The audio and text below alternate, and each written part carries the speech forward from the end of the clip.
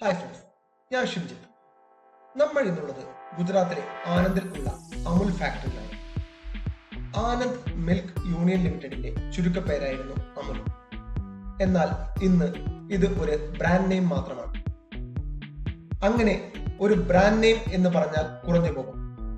ഇന്ത്യയിൽ പാലിന്റെ പര്യായമാണ് ഇന്ന് Amul. Gujarat cooperative milk marketing federation ലിമിറ്റഡിന്റെ കീഴിലാണ് ഇന്ന് അമുൽ.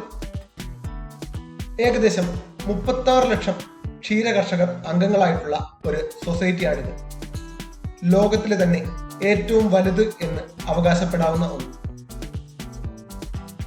1946 ഡിസംബർ 19 ത്രിഭുവൻദാസ് കിഷൻഭായ് പട്ടേലിന്റെ നേതൃത്വത്തിൽ അമുൽ സ്ഥാപിക്കപ്പെടുന്നത്.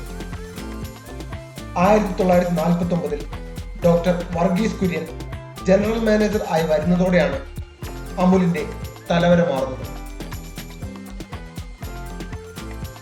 എച്ച്.എം. ദലായ എന്ന ശാസ്ത്രജ്ഞൻ എരുമപ്പാലിൽ നിന്ന് പാൽപ്പൊടി നിർമ്മിക്കാനുള്ള സാങ്കേതിക വിദ്യ വികസിപ്പിച്ചതാണ് അമുലിന്റെ വളർച്ചയിലെ അടുത്ത നാഴികക്കല്ല്.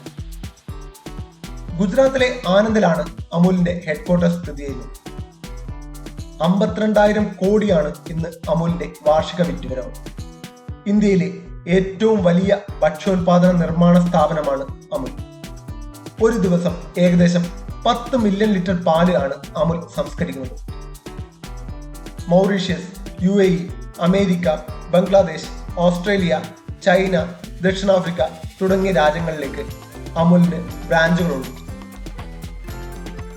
സ്വാതന്ത്ര്യത്തിനു മുമ്പ് ഇന്ത്യയിലെ ക്ഷീര കർഷകരുടെ അവസ്ഥ മറ്റേത് കർഷകരിൽ നിന്നും വ്യത്യസ്തമായിരുന്നില്ല. പലവിധമായ ചൂഷണങ്ങൾ ഈ രംഗത്തും നിലനിന്നിരുന്നു. ആനന്ദിൽ അക്കാലത്ത് ഏക ക്ഷീര സംഭരണ സ്ഥാപനം പോൾസൺ ഡയറി എന്ന ബ്രിട്ടീഷ് കമ്പനിയായിരുന്നു.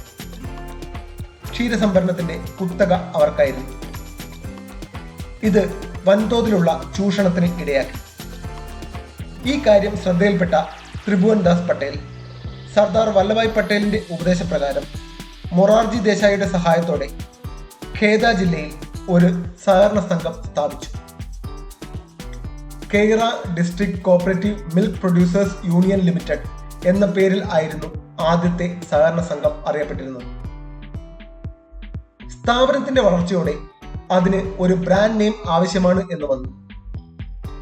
സംഘത്തിലെ ഒരു ജീവനക്കാരൻ നിർദ്ദേശിച്ച അമൂല്യ എന്ന പേര് ആണ് സ്വീകരിക്കപ്പെട്ടത്. അമൂല്യ എന്ന പേരിൽ ഇറങ്ങിയ പ്രൊഡക്റ്റുകൾ നമ്മളിൽ പലരും ഉപയോഗിച്ചു കാണും. 2000 വരെ ഈ പേരിൽ സാധനങ്ങൾ വിപണിയിൽ ഉണ്ടായിരുന്നു. ആനന്ദ് മിൽക്ക് യൂണിയൻ ലിമിറ്റഡിന്റെ ചുരുക്കെഴുത്തുമായി ഈ പേരിനുള്ള സാമ്യം കണക്കിലെടുത്ത് പിന്നീട് അമുൽ എന്ന പേര് സ്വീകരിക്കപ്പെട്ടു. എരുമപ്പാലിൽ നിന്ന് പാൽപ്പൊടി നിർമ്മിക്കാൻ തുടങ്ങിയതോടെ അമുലിന്റെ വളർച്ചയുടെ വേഗവും കൂടി. വിദൂര ഗ്രാമങ്ങളിൽ അടക്കം സംഘങ്ങൾ സ്ഥാപിക്കപ്പെട്ടു. ഗ്രാമത്തിലെ ക്ഷീര കർഷകരിൽ നിന്നും ദിവസം 2 നേരം പാൽ സംഭരിക്കുക എന്ന ദൗത്യമായിരുന്നു ഈ സംഘങ്ങൾ ചെയ്തുകൊണ്ടിരുന്നത്. പാലിന്റെ കൊഴുപ്പിന് അനുസരിച്ചായിരുന്നു കർഷകർക്ക് ലഭിക്കുന്ന പ്രതിഫലം.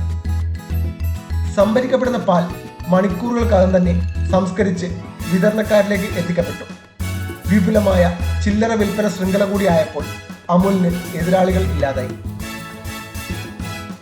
70കളിലെ ധവള വിപ്ലവം അമുലിന്റെയും കുര്യന്റെയും മാത്രം സംഭാവനയായിരുന്നു.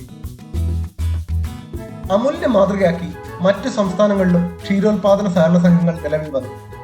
കേരളത്തിലെ മിൽമ, ആന്ധ്രയിലെ വിജയ, തമിഴ്നാട്ടിലെ അവിൻ, കർണാടകയിലെ നന്ദിനി, ബീഹാറിലെ സുധ എന്നിവയൊക്കെ വിജയം കണ്ടു.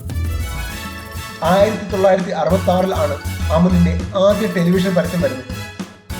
ശശി തരൂരിന്റെ സഹോദരി ശോഭ ആയിരുന്നു അമുലിന്റെ ആദ്യ മോഡൽ. അമുലിന്റെ ആദ്യ കളർ പരസ്യത്തിൽ ശശി തരൂരിന്റെ മറ്റൊരു സഹോദരിയായ സ്മിതയും മോഡലായി. ധവള വിപ്ലവത്തെക്കുറിച്ചും അമുൽ ബ്രാൻഡിനെ കുറിച്ചും വിഖ്യാത സംവിധായകനായ ശ്യാം ബെനഗൽ സംവിധാനം ചെയ്ത ചിത്രമാണ് മന്ദൻ. 2 രൂപ വീതം 5 ലക്ഷം ക്ഷീര കർഷകരിൽ നിന്നും പിരിച്ച് ആണ് ഈ സിനിമ നിർമ്മിച്ചത്. 77 മികച്ച സിനിമയ്ക്കുള്ള നാഷണൽ അവാർഡ് മന്ദൻ നേടി.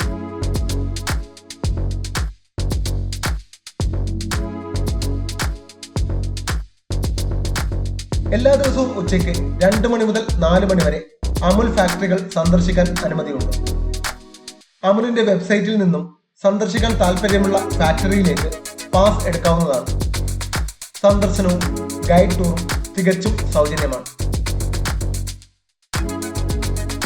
കൂടുതൽ വീഡിയോകൾക്കായി പ്ലീസ് സബ്സ്ക്രൈബ് ദ ചാനൽ.